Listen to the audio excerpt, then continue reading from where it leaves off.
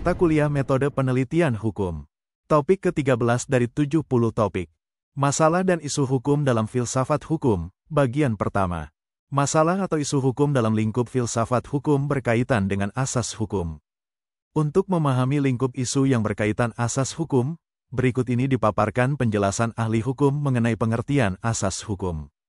Hukum merupakan sistem, berarti bahwa hukum itu merupakan tatanan, merupakan suatu kesatuan yang utuh yang terdiri dari bagian-bagian atau unsur-unsur yang saling berkaitan erat satu sama lain. Dengan perkataan lain, sistem hukum adalah suatu kesatuan yang terdiri dari unsur-unsur yang mempunyai interaksi satu sama lain dan bekerja sama untuk mencapai tujuan kesatuan tersebut. Kesatuan tersebut diterapkan terhadap kompleks unsur-unsur yuridis seperti peraturan hukum, asas hukum dan pengertian hukum atau konsep hukum. J.H.P. Belefroid menyatakan bahwa peraturan-peraturan hukum yang berlaku umum dapat diuji oleh aturan-aturan pokok. Aturan-aturan pokok tersebut tidak perlu diuji lagi. Di atas aturan-aturan pokok tersebut tidak ada lagi aturan. Aturan-aturan pokok inilah yang disebut sebagai asas-asas hukum, seperti misalnya, seorang anak harus menghormati orang tuanya, tiada pemindahan tanpa kesalahan, tiada suatu perbuatan yang dapat dihukum tanpa adanya peraturan perundangan yang ada sebelumnya. Setiap orang dianggap tahu hukum. Tiada seorang pun wajib mempertahankan haknya bertentangan dengan kehendaknya. Asas-asas hukum tersebut menampakkan diri ke permukaan melalui aturan-aturan hukum. Di dalam setiap aturan hukum dapat dilacak asas hukumnya. Menurut Belefroid, setiap tertib hukum yang berlaku di setiap negara selalu ditopang oleh asas hukum.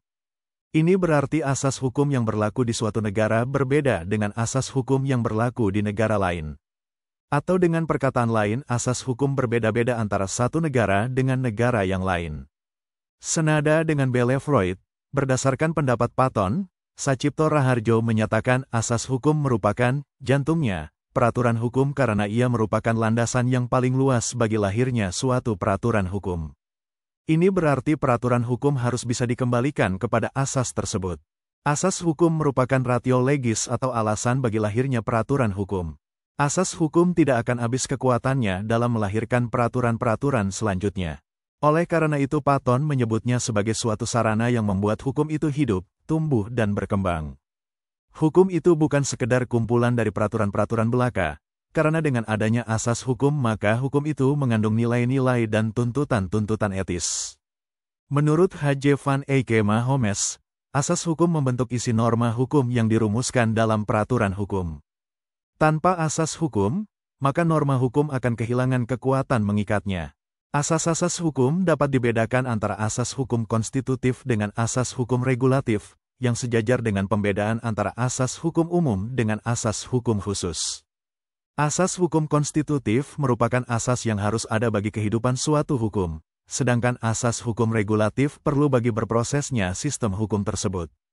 Pembentukan kaidah hukum yang tidak didasarkan pada asas hukum konstitutif menghasilkan kaidah yang secara material bukan merupakan kaidah hukum.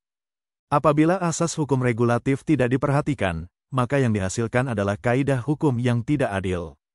Paul Scholten memberikan definisi asas hukum sebagai pikiran-pikiran dasar, yang terdapat di dalam dan di belakang sistem hukum, masing-masing dirumuskan dalam aturan perundang-undangan dan putusan-putusan hakim, yang berkenaan dengannya ketentuan-ketentuan dan keputusan-keputusan individu dapat dipandang sebagai penjabarannya. Dari definisi itu tampak dengan jelas peranan dari asas hukum sebagai meta-kaidah berkenaan dengan kaidah hukum dalam bentuk kaidah perilaku.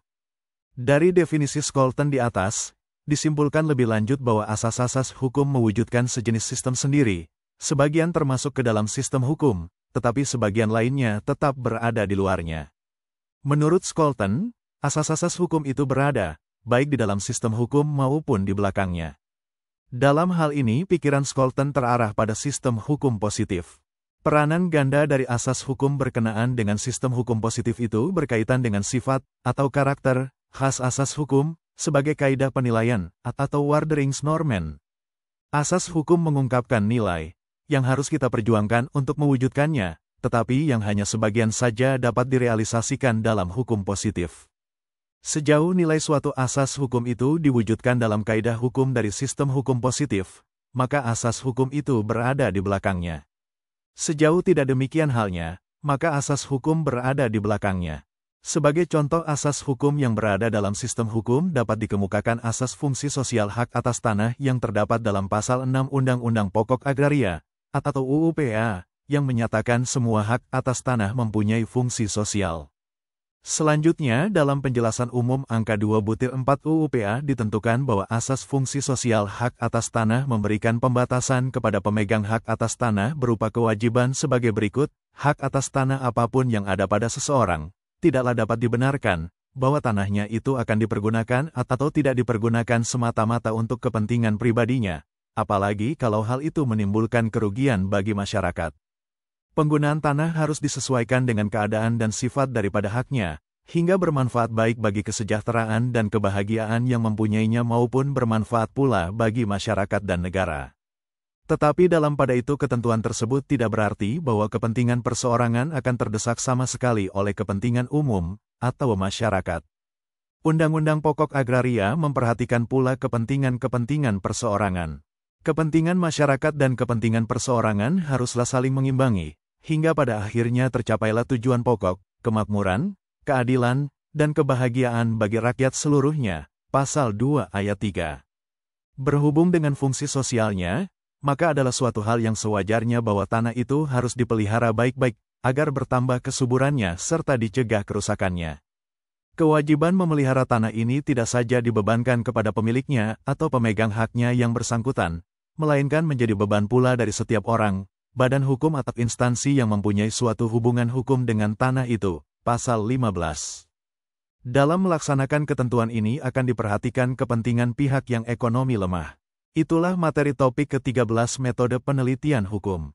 Channel ini dimaksudkan membantu para mahasiswa untuk memahami perkuliahan dan masyarakat umum yang ingin menambah wawasan. Video tutorial dituturkan dan disubtitelkan agar dapat ditonton, dibaca, sambil didengarkan. Untuk pemahaman yang lebih baik, putar dan dengarkan video tutorial berulang-ulang. Subscribe dan like, agar Anda mendapatkan update tutorial lainnya. Bagikan link video ini agar teman-teman juga mendapatkan manfaat channel ini. Sekian dan terima kasih. Sampai jumpa.